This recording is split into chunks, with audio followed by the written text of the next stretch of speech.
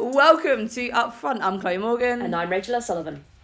England were back in action at last, but it didn't exactly go to plan. We pick apart England's final game before the World Cup and what questions the performance leaves for Sarina Wiegman.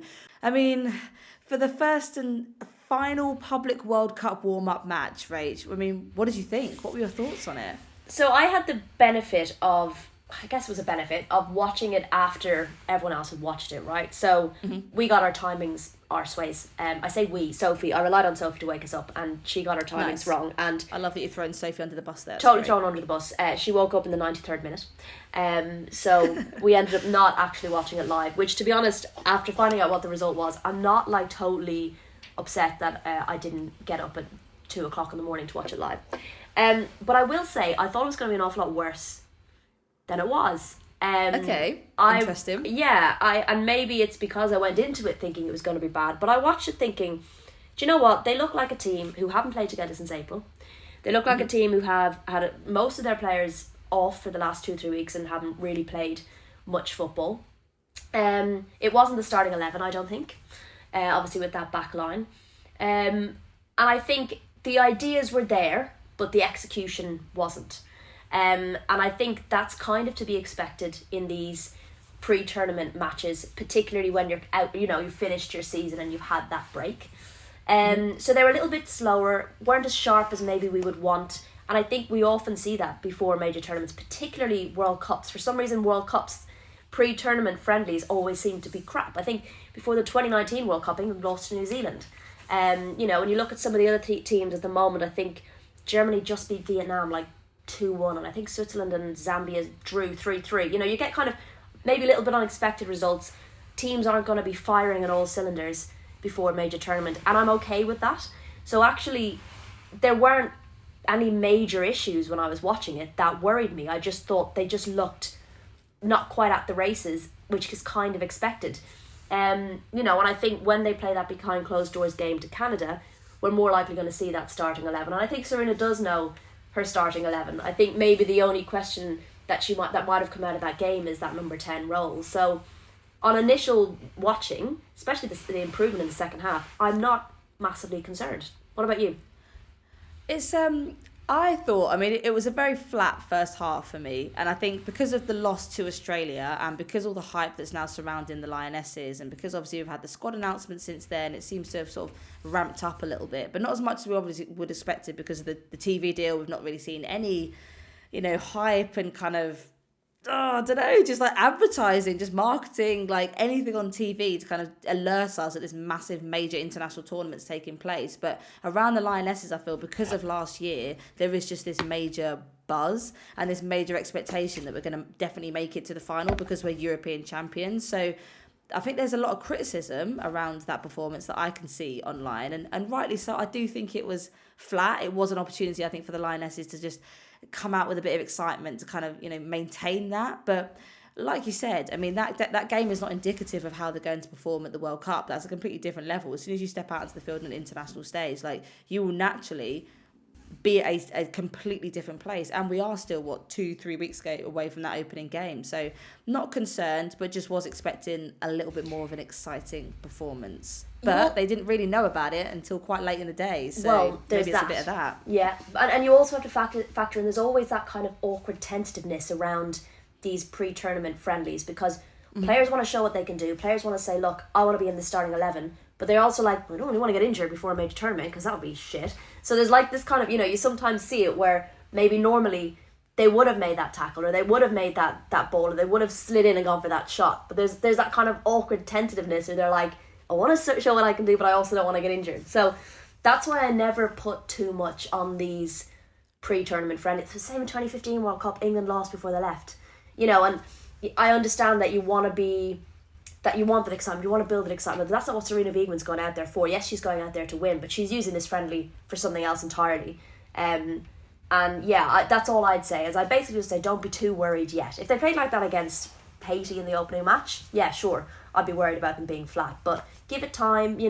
Before the Euros, we saw Alex Greenwood in central defence and Leah Williamson in that deep midfield role. There were still questions being asked about England starting 11 before the Euros, and look what happened. So yeah, I wouldn't get too worried yet.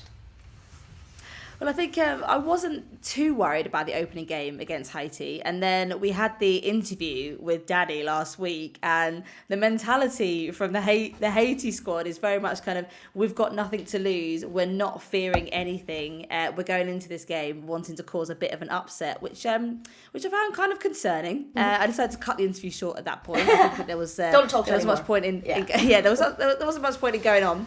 But let's get into the nuts and bolts of the game a little bit more. Obviously, Rachel Daly, we spoke about this before, starting over and above Alessia Russo. Obviously, a lot of hype around this kid. We're expecting some big announcements from her in the next couple of days. But, I mean, she came on as a replacement at half-time, and I did think England seemed to pick it back up. I mean, do you think it was the right choice to start Daly, given how sort of flat the first half looked, and then Russo seeming to spice things up for us for the second half? Yeah, I do, actually, and I think...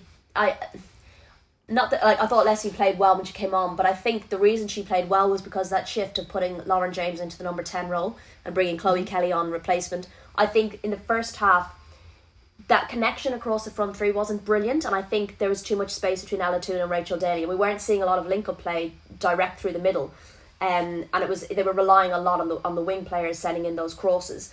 I think once you took off Toone and put James in that position, they were much more creative, and I think there was more variety in terms of England's attacking options, and she's not afraid to go direct. She linked up really well with Russo. So I think there was a lack of service for Rachel Daly in the first half, and I think had she stayed on and those changes had been made, I think equally they would have improved in the second half anyway. I still think Russo played really well when she came on. She worked really well with James and obviously with the wingers as well. But it just made me think that Lauren James needs to start in that 10 role. I just think you're not losing out by putting her in the 10 and bringing Chloe Kelly on the wing. I think Chloe Kelly's a fantastic winger, and I think she offers more defensive, a bit more defensively. She'll get back, and I just think that what Lauren James, that freedom she plays with, is so much more beneficial when she's in the 10 role, because she just has more options in terms of what she can do with the ball, and I think we saw that in the second half. Massively. I mean, even after the game, Wiegman said, I think we could see someone who actually did really good things. I mean, that's quite a vague quote from Wiegman. She doesn't like to speak about individuals, but there was an individual specifically that I thought did very good things, but I'm not going to name names. Did some things quite well. Yes. And I also think you can see in the moments that she can make some decisions a little quicker. So maybe there was not criticism, I would say, but I think obviously that Lauren James is sort of coming into like the England fold, and I feel like this is going to be her, if she has a fantastic tournament, this is the kind of tournament that I think could make her, in the same way that sort of we were looking at Alessia Russo, like she obviously had, people knew who she was with Man United, having some good seasons, then all of a sudden she scores that absolute worldie back heel, and then she's propelled into like stardom. I feel like Lauren James has a couple of moments like that in this tournament, and this could be the kind of making of a super talent. But I've not seen that kind of, I've seen moments and sparks throughout the time that she's had with Chelsea, like towards the back end of the season, obviously coming back from injury, but I haven't seen a consistent, she doesn't still look like she's found her rhythm. I mean, do you think that, her starting as a number 10 is going to be the sort of where we find the confident, mature Lauren James, the next era of a Lauren James? I think so, because I think that's where she prefers to play. And I think, because it's not like you're taking out this really experienced number 10 and replacing them for Lauren James. Ella Toone is still young, relatively inexperienced. I know she was at the Euros, but she would come on as a substitute at the Euros. So, it's not like you're taking a big gamble, I think, by putting her in a number 10. And I think when you do see those moments where maybe she switches off or loses possession, I'd almost rather that happen in the midfield when you've got a Stanway or Walsh behind her to mop it up than on a wing necessarily. So yeah, I think actually putting her in there gives her more freedom, which is what you want with a player like LJ, because she's literally got both sides of the field to play with in that position. And yeah, I think either way it's a bit of a gamble whether you start Toone or you put James there. So it's not like you're taking a big risk doing it with her. So I think she prefers to play that role, and I think that could be a real key for England. Well, I mean, we've kind of discussed the front line. I'm going to move us now to the back line. Obviously, a very changed line from what we saw with the Lionesses. Obviously, Leah Williamson out with the ACL. Millie Bright still doing her knee rehab. I'm a little bit concerned that given the timescale now, I don't know whether she actually will start that first game. And also because it's Haiti, I'm not convinced. She's not played a competitive minute since April.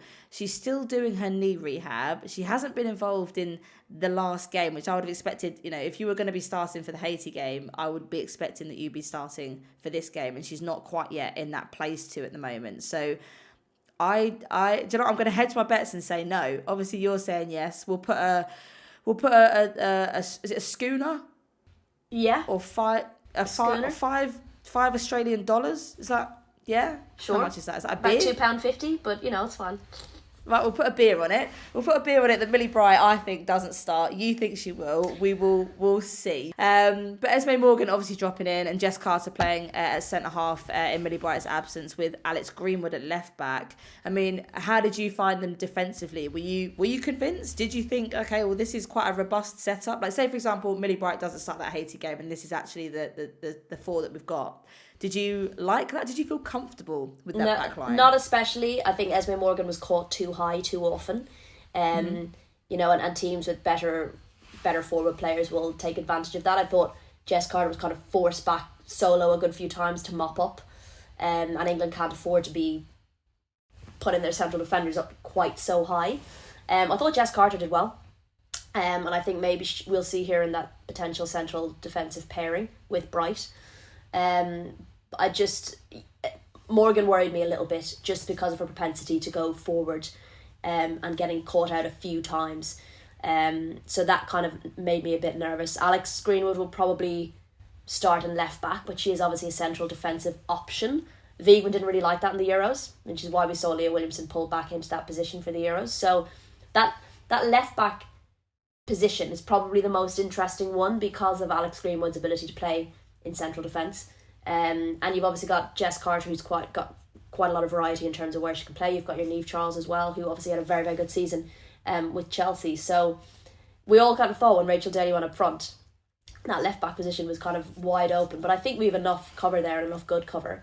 It'll be the central pairing that will be interesting to see. I have some concerns. I think if Bright doesn't start and Esme Morgan does drop in, I think she is obviously clearly a very talented player. I think she still needs some development. I think she definitely seems to have matured since the Australia game. But in that game, I was not filled with confidence in the slightest. I mean, like you said, she was caught in possession on a few occasions. I think also she was drifting upfield a little bit too much for my liking.